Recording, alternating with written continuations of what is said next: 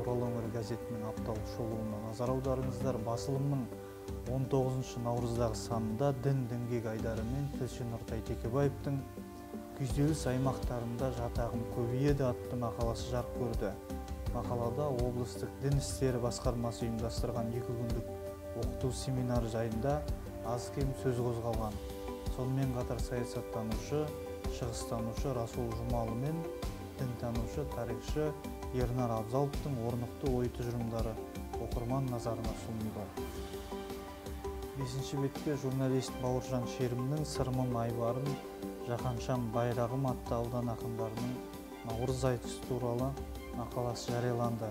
Өлең түні өлеңмен тербеп келдім атауымен жарияланған мақаладан сөз сайысында айтылған үздік шумақтарды да оқи аласыздар. Журналист Гүлжамал Жолдығали әнші мемлекеттік дарын сыйлығының иегері Айгүл Қосановамен сұхбаттасқан болатын. Сұхбат үнпарағымыздың 6-шы бетінде жарыққа шықты. Газетіміздің 24 наурыздағы санында журналист Есенжол Қыстаубаевтың «Алтыннан да қымбаттау алтын інім» атты мақаласы жарияланды. Мақала Орал Мақсат жоғары медициналық колледжінің директоры Мақсот Берген туралы. Үзіліс арнайы бетінің қоғамдық редакторы Дариға Мұштанованың «Наурыз дидары» атты материал жарық көрді. Материал ананың қадірі, адам өміріндегі әйелдің орны жайында.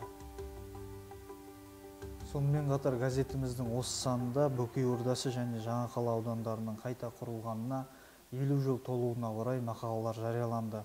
Қатпарлы тарихтан сыр тарқатсақ атты материал Бөкей Ордасы ауданына арналды. Ал өшпей туған артына із қалдырған атауымен жарияланған мақала белгілі қоғам қайраткері Жаңақала ауданының 1972-1976 жылдардағы бірінші хатшысы Сатқали Сапарұлының өмірінен сыр шертеді. Орал өңірінің әр санын асыға күтіңіздер. Газет сіздерді өңірдің әдеби-мәдени өмірі, тыныс-тіршілігі, облыстың әлеуметтік-экономикалық хал-ахуалын жақсарту бағытында жасалып жатқан жұмыстармен үнемі хабардар етеді.